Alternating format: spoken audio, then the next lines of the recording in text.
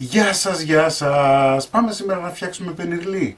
Εύκολη συνταγή και αυτή, εύκολος τρόπος για να το φτιάξουμε. Μην ξεχνάτε να κάνετε κοινοποίηση στα βίντεό μας, να κάνετε εγγραφούλα στο κανάλι μας, είναι δωρεάν. Οτιδήποτε χρειάζεστε μπορείτε να δείτε στην ομάδα μας με γυρικές απολαύσεις στο Facebook. Και τώρα πάμε να σας δείξω την εκτέλεση και τα υλικά. Σε ένα μπολ έχω βάλει 700 γραμμάρια αλεύρι. Εντάξει. Θα βάλω 2 φακελάκια μαγιά,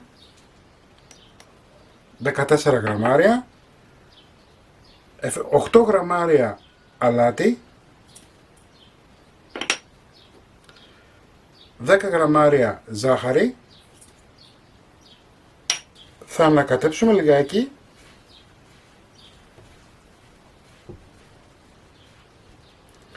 $50 γραμμάρια ελαιόλαδο,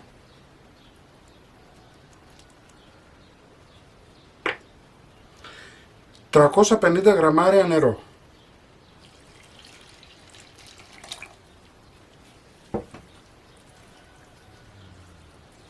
Το νερό μας να είναι λίγο χλιαρό, έτσι. Εννοείται ότι όσες κυρίες θέλετε να το κάνετε σε μίξερ, γίνεται και σε μίξερ, δεν χρειάζεται να με ρωτάτε αυτό το πράγμα κάθε φορά. Όλες οι συνταγές γίνονται και στο χέρι και στο μίξερ. Με ό,τι βολεύει το καθένας και ό,τι έχει. Έχουμε μία ζύμη η οποία είναι λίγο σφιχτή, την βλέπετε, έτσι ότι είναι σφιχτή, δεν κολλάει στα χέρια μας. Θα την βγάλουμε και λίγο από το μπολ να την εζυμώσουμε. Και ένα μυστικό, επειδή πολλοί με ρωτάτε σε προσωπικά μηνύματα πώς γίνεται και το γάντι μου δεν φεύγει, φοράτε τα γάντια και εδώ βάζετε ένα λαστιχάκι στον καρπό. Βλέπετε? Ένα λαστιχάκι. Όχι πολύ σφιχτά. Κρατάει το γάντι να μην φεύγει από το χέρι μας. Και επειδή πάρα πολλοί δεν αντέχουν την υφή της ζύμης, είναι ένα καλό tip για να μην σας φεύγει το γάντι. Λοιπόν, βλέπετε έχουμε ένα ζυμαράκι το οποίο είναι μαλακό μεν, δεν κολλάει στα χέρια. Θα το βάλουμε στο μπολ μας.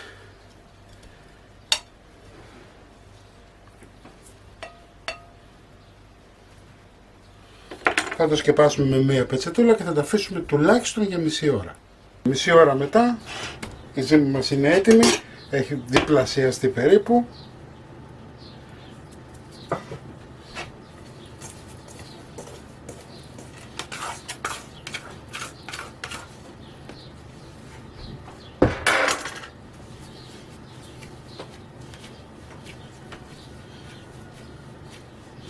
Την ξεφουσκώνουμε. Λοιπόν, θα την χωρίσουμε τώρα σε 8 ίσα μέρη. Ψάμε σε 8 σημεία όπως σας είπα, σε 8 μέρη. Θα βάλουμε αλευράκι.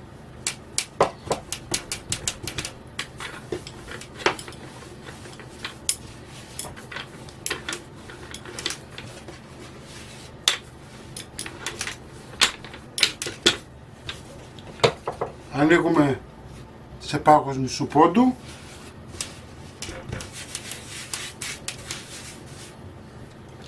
Εδώ έχω φτιάξει μια γέμιση, έχω βάλει ζαμπόν, τυρί, τυριά που λιώνουν, ό,τι θέλετε βάζετε, έτσι.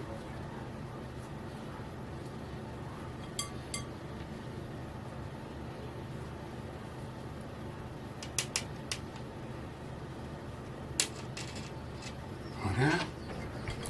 Θα βάλουμε λίγο βουτυράκι.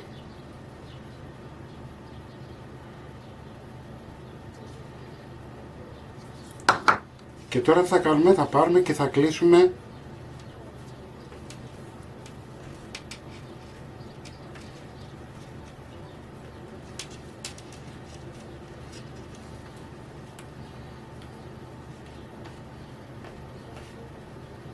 τις δύο γωνίες. Κλείνουμε καλά.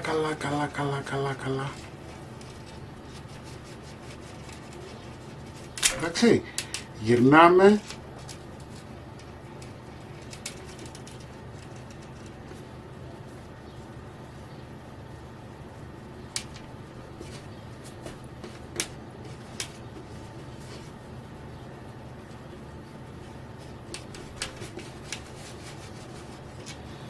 Και το πρώτο μας πενιρλί είναι έτοιμο, θα σας δείξω σε λίγο. Πάμε να σας δείξω άλλο ένα. Κοιτάξτε τι ωραία που είναι η ζύμη μας. Ούτε κολλάει ούτε τίποτα.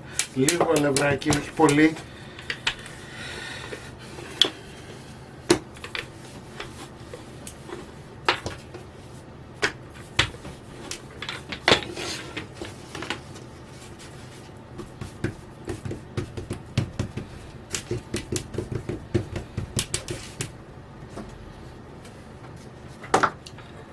Θα βάλουμε γέμιση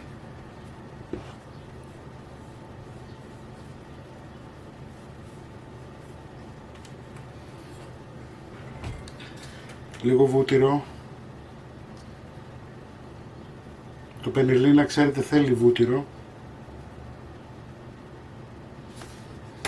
Λοιπόν, πάμε να κλείσουμε. Παίρνετε τις δύο άκριες και κλείνετε.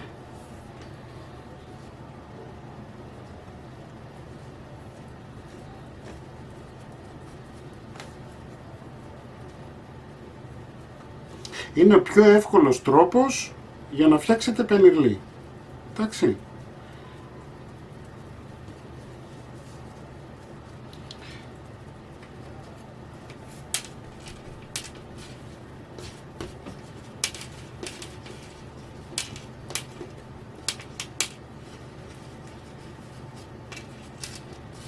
Το βάζουμε και αυτό.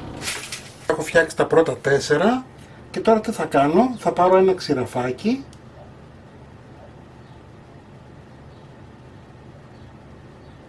και θα ανοίξω.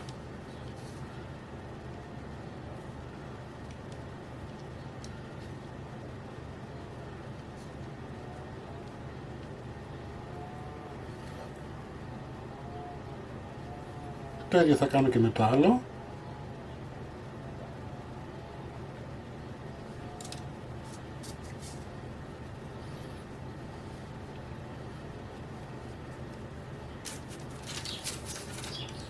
Τα αφήνουμε 20 λεπτά να πάρουν τα πάνω τους να φουσκώσουν και θα επανέλθουμε. Λοιπόν, αφήσαμε 20 λεπτά και να φουσκώσουν. Ανάβουμε το φούρνο μας 200 βαθμούς αντιστάσεις και μόλις πάρει θερμοκρασία θα ψεκάσουμε με λίγο νερό.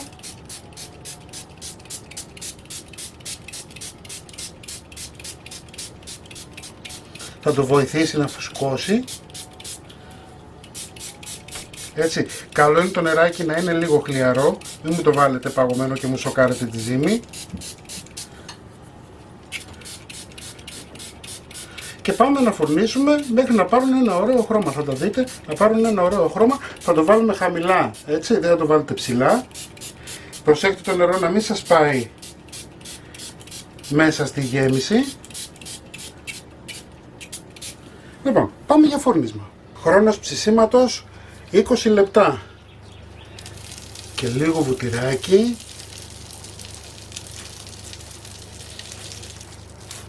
να γυαλίσουνε. Τα αφήνετε και κρυώνουνε. Αν θέλετε τα βάζετε και κατάψυξη, δεν βαθαίνουνε τίποτα, έτσι ψημένα. Έτσι, μην ξεχνάτε να κάνετε κοινοποίησεις στα βίντεο μας, να κάνετε εγγραφούλα στο κανάλι μας. Οτιδήποτε χρειάζεστε μπορείτε να έρθετε στην ομάδα μας Μαγειρικές Απολαύσεις στο Facebook και εμείς θα τα πούμε με ένα επόμενο βίντεο.